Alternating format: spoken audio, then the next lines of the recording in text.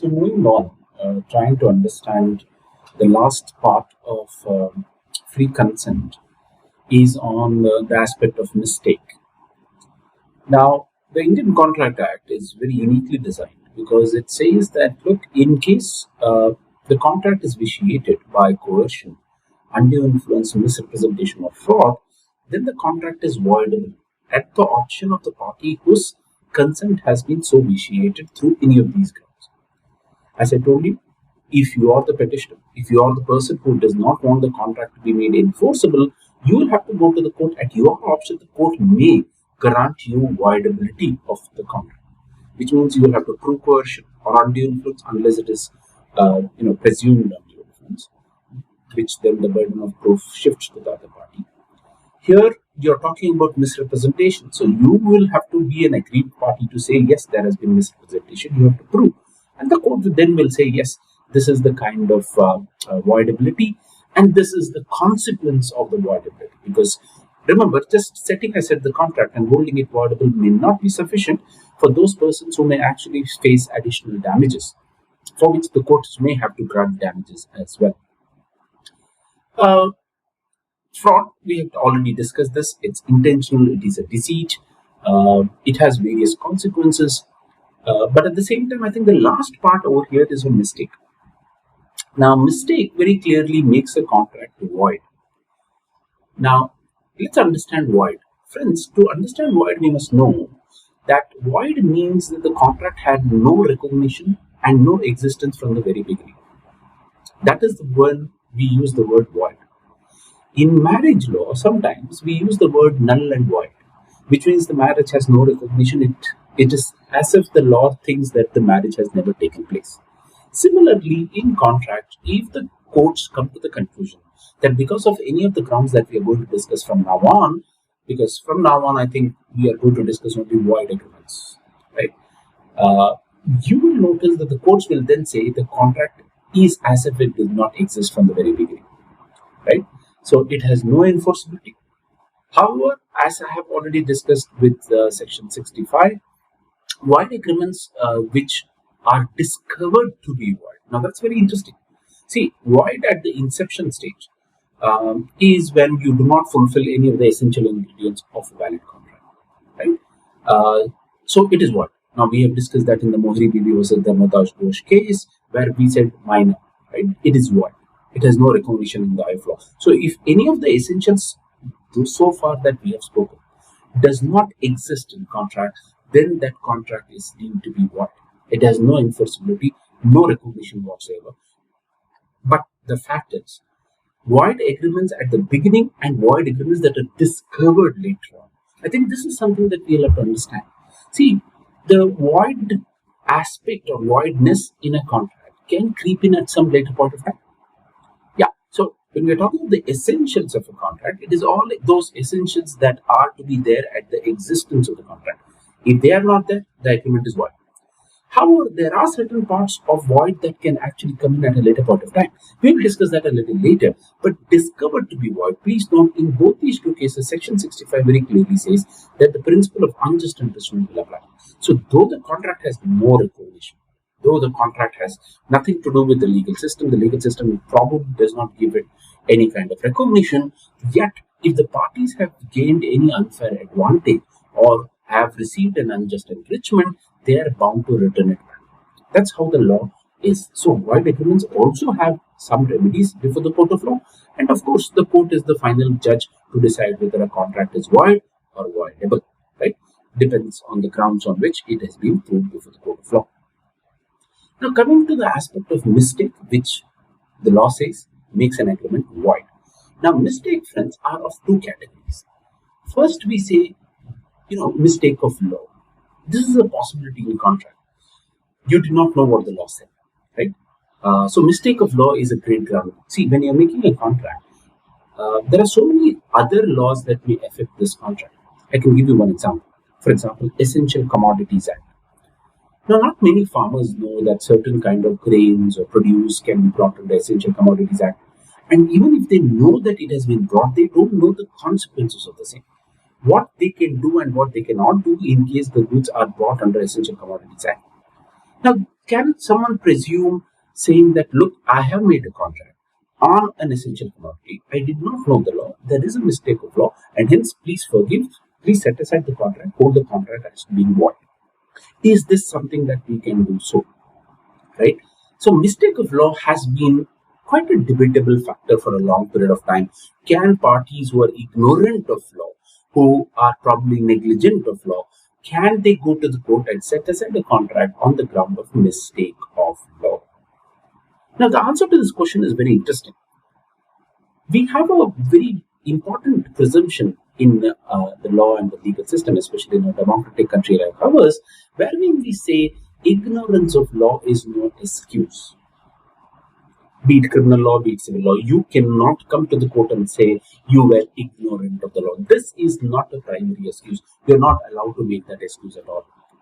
Now, there are several reasons why this is not allowed. Simple things are, friends, look, if at one given chance that one farmer, one illiterate person, one some who is innocent in that sense is allowed to plead ignorance that he did not know the law, it will open floodgates for every other person to actually come and plead and say, I do not know the law, I have no knowledge of the law, I have no information of the law.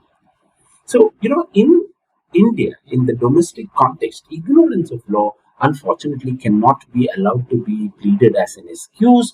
And based on that, you cannot probably set aside a contract saying that I had a mistake of law. Right? Now, mistake, friends, is a kind of misunderstanding sometimes. It's an error of judgment at times. So, when you commit some kind of an error, be it error in the normal circumstances or error in anything, you say, oh, there was a mistake that was happened. So it is an error of judgment that usually amounts to mistake. Now, not everyone is expected to know the perfect law, but I think you are supposed to know the law that applies to your business, to your domain, to your contract, what you were supposed to do and what you were not supposed to do. Let me give you another instance. Let's assume that you are going to drive a car. Are you supposed to know the traffic regulations and that you require a driving license before you can drive the car? Now, can you go to the court and say, look, I decided to drive the car and I was ignorant of all these factors, that there are traffic signals, that I have to go on the left side, I have to stop when the light is red, and I never knew that it requires a driving license. So I don't think the court can allow any kind of excuse of these sorts based on ignorance. Because if you decide to drive a car, if you decide to purchase a land, if you decide to make a contract, before you can do so, be it a farmer, be it a businessman, you are supposed to know the law. Only after you know the law and you are on the right side of the law, that you can actually proceed to make a contract. This is a presumption that the law and the legal system obviously has to make. You cannot be allowed to plead ignorance or what we call in contract law as mistake of law. This is where I think to a larger extent the Indian Contract Act also clearly states that mistake of domestic law is not an excuse. You cannot come to the court on these grounds and the court is not going to set aside your contract and hold it to be void. However, the law in India does provide you a small scope on foreign law, of law of foreign countries. You will notice that it's not possible always for a contractor in India to know the law of, say, the United States. It's not possible. Say you are a seller and he's a buyer. You will know your law. You are supposed to know your country's law. You're supposed to comply with the same. You cannot plead mistakes. So that's very clear. However, to what extent can an Indian know about foreign law, about American law, in case he's making a contract with that? Now, there is a small iota of, leniency that the Indian Contract Act shows. So you're allowed to plead mistake of foreign law.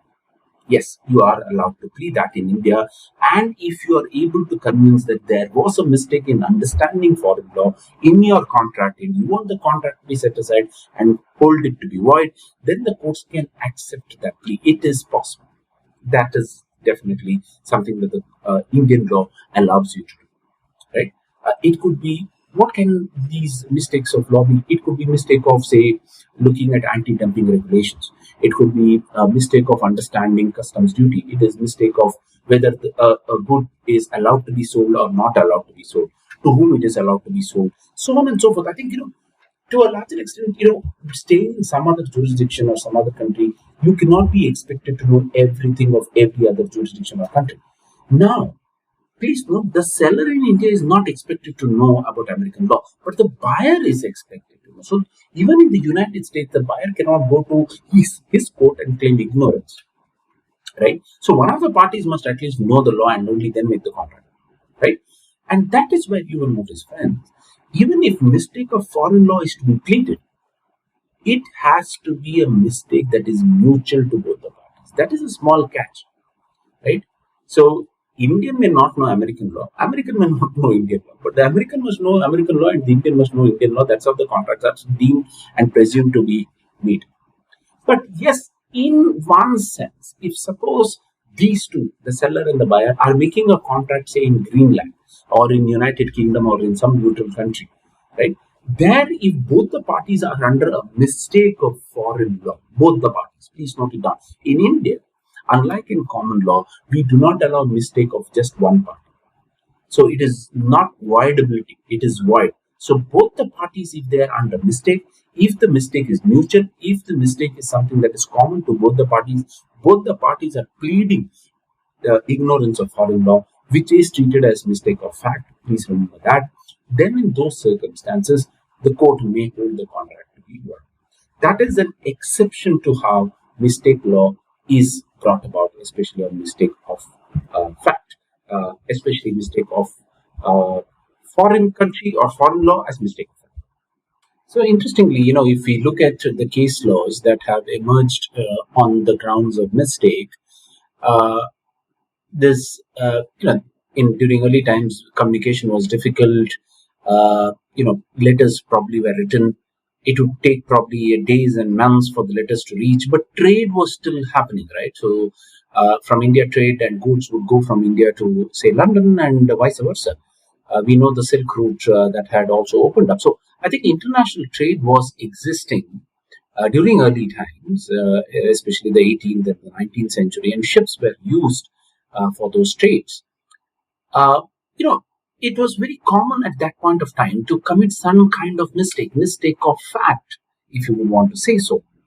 What are these mistakes of fact? Friends, mistakes of fact can be understanding the subject matter. I said in the past that we must look at this term called consensus attitude, agreeing to the same thing in the same sense. Now, when parties are across jurisdictions, it is probably, especially during those days, difficult to actually agree to the same thing in the same sense, right? For example, in this ex-peerless case, it's actually the name of a ship. And there were two ships that were sailing, one in October, the other was in January. And between the seller and the buyer, there was a mistake about which ship they are mentioning that the goods should be sent. Now, the seller from India thought it is the January ship, and the buyer thought it is the October ship. So he was expecting the goods to come early, but the seller thought it is something that is going to come in January. So some of these aspects of mistake in understanding the subject matter of contract. And remember, friends, when both the parties are under a mistake of fact can be, friends, please note, it can be the mistake as to regards the subject matter of a contract, possibly mistake as to the person to whom you're contracting with. Yes, sometimes, of course, you don't see the person face to face. It's not across the table, right? It could be through letters, it could be through communication of other sorts. So there could be mistake as to the identity of the person as well. Sometimes mistake can be about the quality of goods, of course, right? The buyer and the seller often have this disagreement about what is the quality of the goods that have to be supplied. Quantity, title, and price can also be mistake. However, please note, in India, we do not have any scope on any of these grounds for a unilateral mistake. The unilateral mistake was something that common law had often agreed to for a long period of time. Later on, they realized the difficulty of allowing unilateral or one-sided mistake.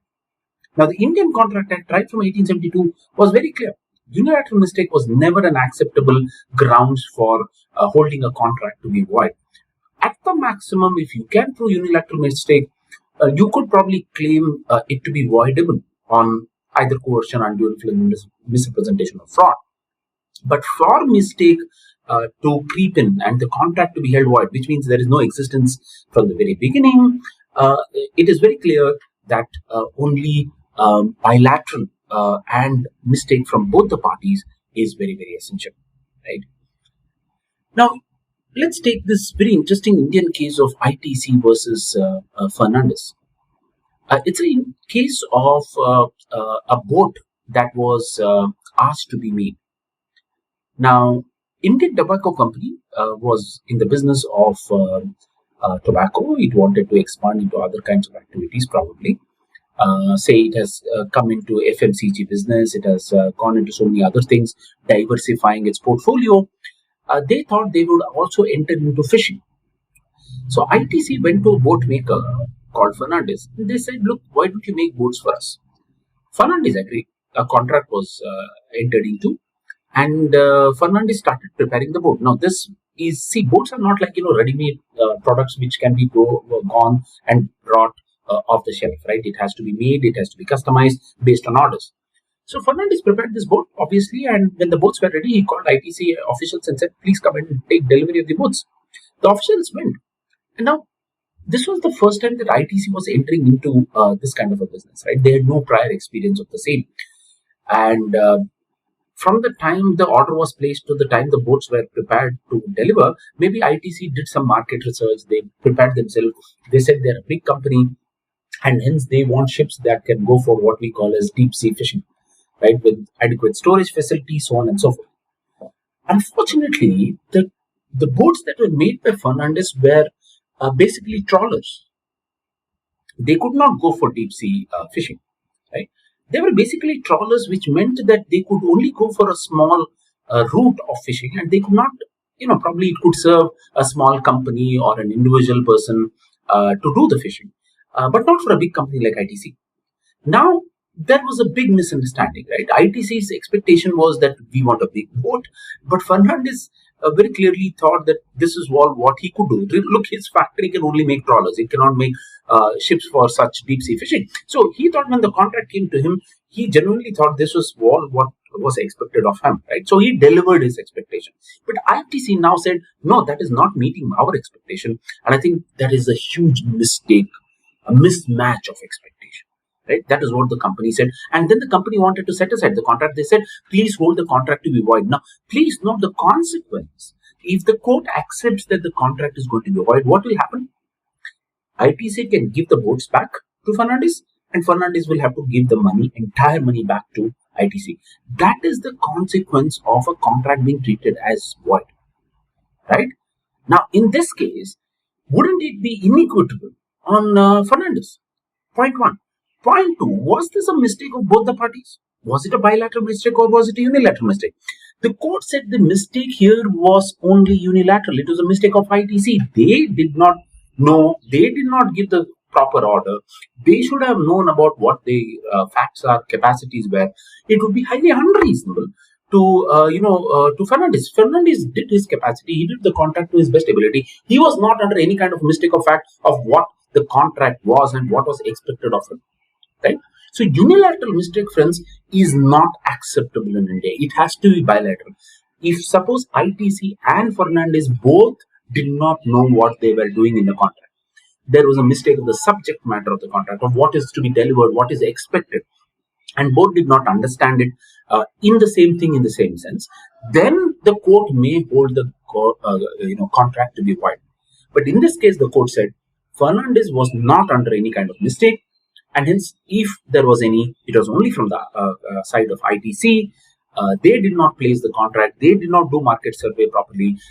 If they wish to have a deep sea fishing boat or a ship, they should have actually gone to the proper person who could actually deliver it to them, and not Fernandez, who did not have that capacity in the first place. And hence, the court said the maximum this case can do is to treat the contract as being voidable, not void. And to prove voidability, ITC will have to prove whether there was undue influence, coercion, misrepresentation, or fraud. Unfortunately, in that case, Fernandez had not committed any of that. Right? It was ITC who could actually have to, because they had higher bargaining capacity. So this case probably puts across the problems and the challenges of doing mistake, because there are very few cases where the courts will say, yes, they do not agree to the same thing in the same sense. Right? Every seller would know precisely what he's going to sell. He is not going to be under any kind of mistake. Like in this case, Fernandez, he would know precisely what he's going to deliver in the contract. He is not going to be under mistake. If there was a mistake, it was a mistake on the other side. And that is no mistake at all. Right? So that mistake of unilateral is not acceptable here in the very first character under the Indian contract law. So to that extent, I think very easily and clearly one understands that this is a very rare kind of a plea before the court of law.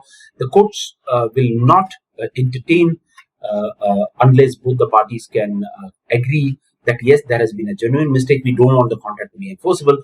Remember, if both the parties agree that there is a mistake, I think they won't come to the court of law at all. Right? So the courts are only brought when one party challenges and the other party denies the same. So friends, moving on to understanding another interesting aspect that has that was rather, I cannot say that is, because it was in the past. I think the common law judges have moved away and laid down a very clear cut rule as to mistake as to the identity of parties. Now, the development of mistake as to identity of parties is interesting, just to understand how contract law evolved and what are the issues and challenges in early times, to actually set certain ground rules about what is acceptable contract and what is not acceptable contract. I think the mistake as to identity of parties helps us understand the same. Now, two cases I would request all of you to actually read is this. First is the Phillips versus Brooks Limited case. The second case is Lewis versus Airy. Right. Now, Phillips versus Brooks Limited case is a very interesting case about a gentleman. He goes to a shop, jewelry shop. He goes there and he wants to buy a jewelry, right? But as soon as he enters the shop, he announced that he is Sir George Boulevoir, someone who has been knighted by the Queen of England. And the shopkeeper immediately is overwhelmed that such a respectable person has entered his shop. So he goes over the board in trying to show him what he wants to buy. And later on, this person who proclaims himself to be Sir so and so, he is interested in buying a ring, right? But he does not have cash. So he says, "Look, I have not bought cash at all, but I have a check. I'll give you the check. You give me the ring because I need it immediately right now." Now the shopkeeper, usually would not accept check. He usually goes by cash. It's his trade business. But he wanted to make an exception to this gentleman because he was a very renowned, known personality in that particular area, and a respectable person who has been knighted by the Queen of England. He is being given the title of Sir. So interestingly, you will notice that the shopkeeper hands over the ring and takes the check. And this guy, the so-called Sir George Boulevoir, he walks up to the shop. He's an imposter. He's a fraudulent person who has committed a fraud on the identity. He actually impersonated the actual person. So this guy was an impersonated character. He walks down the same street and then finds a pawnbroker. Right? He gives the ring because see, if you're a thief or an impersonator, tomorrow the police may come and find the ring, and then based on the evidence of finding the ring, you will be arrested saying that you have stolen it. So he was very clever. He said, "Look, I need to liquidate it." So he gave the ring to the pawnbroker and said, "I need cash." Now the pawnbroker, or the one who gives this local money lending kind of business based on keeping security. Right? This is what we call as the contract of pledge. He did not suspect this man. He was very well dressed. Look, the jewelry shop owner itself got cheated, saying that this man is. Naturally, it is okay for the pawnbroker to also say this guy is a respectable person. Obviously, he may want some immediate money, so he's keeping the ring and taking the cash. So he takes the ring as security and gives cash to this imposter. The imposter takes this cash and runs away. Okay, he is not there in the scene. Now, Brooks Limited is the pawnee in this case, and Phillips is the jeweler. Now, the jeweler, obviously, in all of this time, he has got the check. Right now, he has to go to the bank. He has to present the check, and he has to see that the check is realized. There was some time lag over there. Unfortunately, the check that was issued, of course, it was given by an imposter. What do you expect? Will it be on it? No, it wasn't. So now Phillips comes to know that he has been cheated. Right? Now he sends his employees in search of this man, right? The imposter. He is not available anywhere. But his men come and tell him they saw the ring in this pawnbroker shop, that is Brook Limited, right? And now Phillips wants to say that, look, give me that ring. It is mine because I've been cheated. This guy was an imposter. He was a fraudster. So I have never made a contract with him. If I have not made a contract with him, the ring cannot come to you. So you have to return the ring to me, right? Now, when they went to the court, friends, interestingly, probably the strategy of the lawyers of Phillips was that there was a mistake as to the identity of parties. Phillips thought he was contracting with Sir George Boulevard, whereas in fact it was not Sir George Boulevard, it was an impostor, and hence, as there is a mistake as to the identity of the parties, the case is of a mistake, the contract is void, and if it is void, it has no existence in the eyes of law from the very beginning itself, and hence the ring cannot be with Brooks Limited. And Brooks Limited has to return the ring back to Phillips. This was the strategy and this was the argument that was adopted in this particular case. Now, at that point of time, it was quite obvious that you don't know every person. You don't know how to verify. For example, someone comes to your shop. Should you not verify with your Aadhaar or some other identity whether you are the same person or not? Point one. Point two, isn't there a risk of accepting checks? And shouldn't Phillips actually bear the risk of having foolishly accepted the same? So all of these, I think, are matters of common sense and common logic that someone will want to apply. In Lewis versus every case, also the same thing happened, right? Someone comes and shows a ticket saying that I am so and so. Look, I have a pass to this kind of an opera. So you please hand over your card to me. He hands over, right? So they claim mistake as to the identity of parties. The point here is, in common law, when these cases were being decided, mistake from one side was an acceptable, right? Later on, you will notice that they changed it. They said unless there is a mistake on both the sides. Now the imposter very clearly knew with whom he's contracting. He had no mistake. The shopkeeper had a mistake. So that's one-sided mistake. It's not bilateral mistake. It is a unilateral mistake. For unilateral mistake, I think you have to bear your own consequences. Or you have to take the ground of some other plea to hold the contract to be voided. So in Phillips versus Brooks case, the court said that Phillips alone was under a mistake, not the imposter. So mistake as to the identity of parties does not arise at all because it is a face-to-face contract. They have seen each other, right? He may have said something, but that is Phillips' foolishness to have believed the same. Foolish must have done the ability to discover, verify, check, even though he's seeing someone, whether that someone is the same person that he's claiming it to be, right? So the court in this case granted better rights to Brooks Limited because they said the pledge is valid, right? When Brooks Limited made this contract, couple of things happened. First, the contract was made in good faith, right? Brooks Limited did not suspect that it is a thief. If it was a thief, and if they knew that it was a thief and if they accepted the pledged property, then Brooks Limited could not keep them. But in this case, Brooks Limited said that, look, this is a good faith contract. We never suspected. We took the ring and we have given the cash. Now, unless our debt is going to be discharged, why should we have the ability to give it back to Phillips? And remember, Brooks' contract of pledge happened before Phillips could even realize, or the knowledge that he has been cheated, the knowledge that he actually contracted with the wrong person, that came later on, and Brooks' contract came earlier in time. So Brooks' contract earlier in time, in good faith, is valid, and unless that contract is discharged, Phillips' rights in terms of mistake as to the identity of parties will not arise, is what the courts had to decide in the Phillips versus Brooks case. So the Phillips versus Brooks case limited is a classic case even under contract of pledge, that the pledge is going to be valid if it is done in good faith, right? Without knowledge of defect in title of the other parties, if the pawnee accepts the pledge, then such pledges are going to be valid and enforceable, right? And it should also be prior in time to any kind of voidability or voidness that will creep into the contract, whichever contract. It could be the ring contract or any other contract as the case may be. So, quite an interesting chapter we see here on mistake. You will find that the discussions to be quite heavily loaded in terms of common law cases, but please, one must understand the common law cases were of a different time horizon.